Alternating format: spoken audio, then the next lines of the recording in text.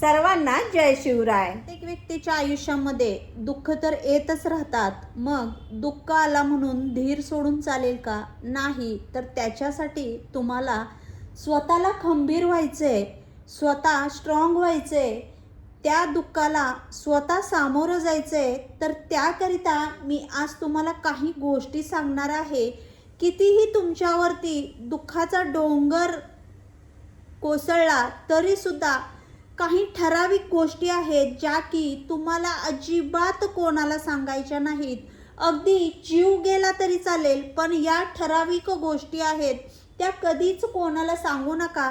कारण काय होतंय माहिती आहे का, तुम्ही दुःखात असता, तुम्हाला असं वाटतंय की मी कोणाकडे तरी ही गोष्ट शेअर करावी, मी कोणाला तरी सांगावी, हा माझा जवळचा व्यक्ती आहे, हा माझ्या भरोश्यामधला माणूस आहे, याला मी ही गोष्ट सांगू शकतो किंवा सांगू शकते. तर असं न करता दुःखाच्या वेळेस भावनेच्या आहारी न जाता तुम्हाला काहीतरी कोणत्या तरी नियमांचं पालन करायचं आहे. आणि त्या कोणत्या गोष्टी आहेत हेच मी तुम्हाला आजच्या व्हिडिओमध्ये सांगणार आहे. तर सगळ्यात पहिल्यांदा तर तुमच्या सर्वांचे खूप खूप खूप मनापासून आभार. तुम्ही छान मला प्रतिसाद देताय. माझी व्हिडिओ पहिली आणि खूप महत्त्वाची गोष्ट आहे ती म्हणजे बघा, घर म्हटलं की भांड्याला भांडं लागतंच, घर म्हटलं की भांडणं होतात. तर आपल्या घरात जी छोटी मोठी भांडणं होतात, अगदी घरातील कोणत्याही व्यक्तीसोबत, तुमच्या घरामध्ये 4 व्यक्ती असू देत, 8 असू देत किंवा अजून कितीही असू देत, किंवा तुम्ही दोघं नवरा बायकोच असाल, तरीही दोघांमध्ये किंवा 4 जणांमध्ये तुमच्यामध्ये जे काही वाद होतील ते तुमच्यापुरते सीमित ठेवा. हा वाद केवळ काही तासांचा, काही दिवसांचा आणि काही महिन्यांचा असतो. त्याचा आपल्याला बाजार नाही बनवायचे. कारण काय होतंय, ती व्यक्ती तुमच्याकडून तुमच्या घरातील भांडणं ऐकतात आणि ती भांडणं परत 4 लोकांपर्यंत पोहोचवली जातात. प्रत्येक भांडणाच्या त्या गोष्टीमध्ये एक जरी गोष्ट असली तरी अजून त्याच्यामध्ये 4 गोष्टी ॲड केल्या जातात. त्याच्यामुळे अजून गैरसमज वाढतात. तर त्याच्यामुळे काय करा, तुमच्या घरात जी काही भांडणं आहेत ना, ती तुमच्यापुरती सीमित ठेवा, ती अजिबात कोणालाही सांगू नका. तर बघा, आता दुसरी गोष्ट आहे ती म्हणजे खूप महत्त्वाची गोष्ट आहे. आपल्या घरामध्ये, तुमच्या घरामध्ये किती इन्कम येतो, तुमच्या घरामध्ये पूर्ण कुटुंबाची तुमची किती कमाई होते, किंवा तुमची सॅलरी किती आहे, तुमच्या घरामध्ये टोटल पैसा येण्याचा सोर्स किती आहे, तुम्हाला कोणत्या कोणत्या गोष्टीतून पैसा किती किती भेटतो, अजिबात कोणाला सांगू नका. कारण ह्या गोष्टीसुद्धा तुमच्या खूप महत्त्वाच्या आहेत. हे लोक की म्हणजे जितके तुमच्याकडून ऐकून घेतील, तुमच्या तोंडावर गोड गोड बोलतील, पण मागे जाऊन तुमच्या याच पैशाचं भांडवल करतील. अरे त्याच्याकडे तर खूप पैसा आहे, चला काय 5-10 हजारांनी त्याला काय फरक पडतोय, आपण घेऊयात, उसने मागूयात, त्याला कुठे एवढा मोठा पगार आहे आणि घेऊया 5-10 हजारांनी, त्याचे काय नाही बिघडणार. म्हणजे तुमच्या पैशाच्या, कष्टाच्या पैशाची अशी बाहेर चर्चा होते. त्याच्यामुळे काय करा, तुमची कमाई किंवा तुमचा जो काही सोर्स आहे पैसे येण्याचा, तो कधीच कोणाला सांगू नका. आता बघा, पुढची गोष्ट आहे तुमच्या भूतकाळातील ज्या काही चुका असतील. प्रत्येक व्यक्तीच्या आयुष्यामध्ये चुका ह्या होतच राहतात.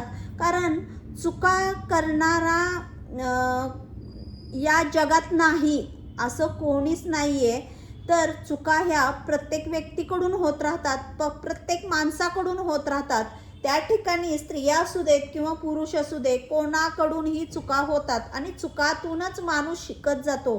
त्यामुळे लक्षात ठेवा, भूतकाळात तुमच्या ज्या काही चुका झालेल्या आहेत त्या चुका अजिबात तुम्ही भविष्यामध्ये कोणालाही सांगू नका.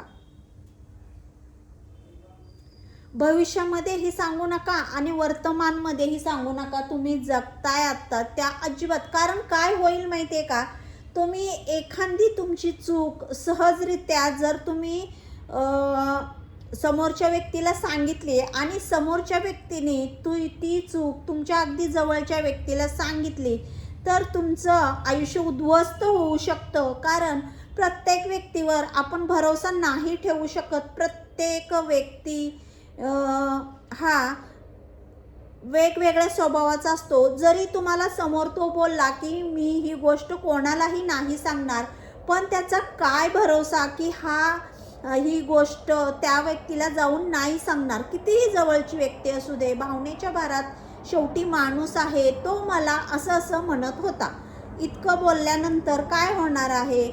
मग त्यापेक्षा तुमच्या ज्या काही भूतकाळात चुका झालेल्या आहेत त्या अजिबात कोणालाही सांगू नका. आता बघा, पुढची गोष्ट आहे ती म्हणजे व्यक्ती म्हणलं की सुख आणि दुःख येतच राहतं.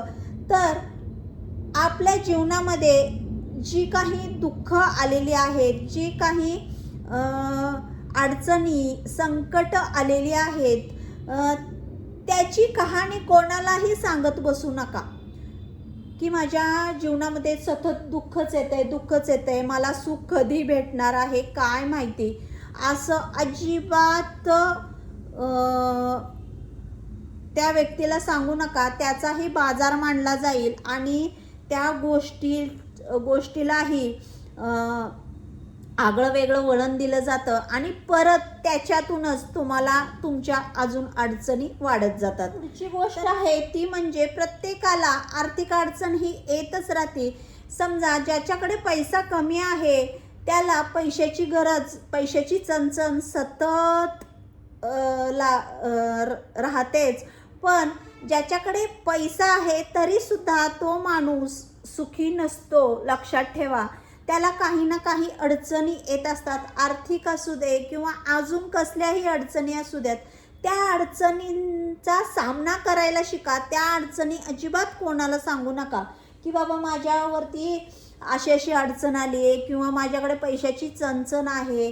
तुम्ही आहे त्याच्यात ॲडजस्ट करायला शिका. तुम्हाला तुमच्याकडे एक ठराविक रक्कम येते. म्हणजे कसं बघा, तुमच्याकडे ठराविक 10,000 किंवा 5,000 20,000 जी काही आहे ती रक्कम येते ना, त्या रकमेमध्ये तुमचं महिन्याचं बजेट बनवा की या महिन्यात मला एवढंच करायचं आहे, याच्या व्यतिरिक्त अजिबात कोणताही खर्च करायचा नाही. काय होईल की आपण आर्थिक अडचण आली की 4 लोकांकडून पैसे घेतो आणि पुढच्या वेळेस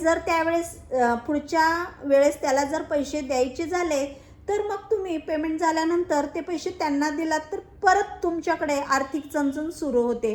त्यापेक्षा तुम्ही कोणाला तुमच्या आर्थिक अडचणीविषयी बोलूही नका आणि कोणाकडे आर्थिक मदत मागूही नका.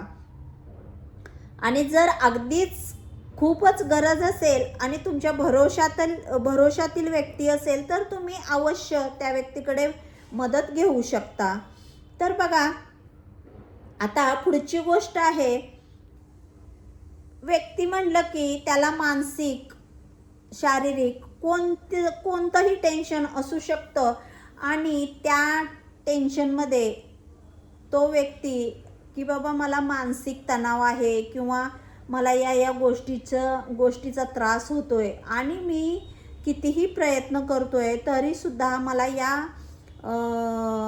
शारीरिक अडचणीसुद्धा असू शकतात किंवा आपल्या आजाराच्या समस्या असू शकतात की ज्या आपण कोणाला सांगू शकत नाही. पण आपलं मन म्हणतंय की नाही, आपण हे कोणाकडे तरी शेअर केलं पाहिजे आणि आपण सांगून बसतो. पण आपल्यावरती जो मानसिक तणाव आहे, ज्या काही मानसिक शारीरिक जो काही तणाव आहे तो शक्यतो फक्त आपली जवळची व्यक्ती सोडली तर अजिबात कोणाकडे शेअर करू नका.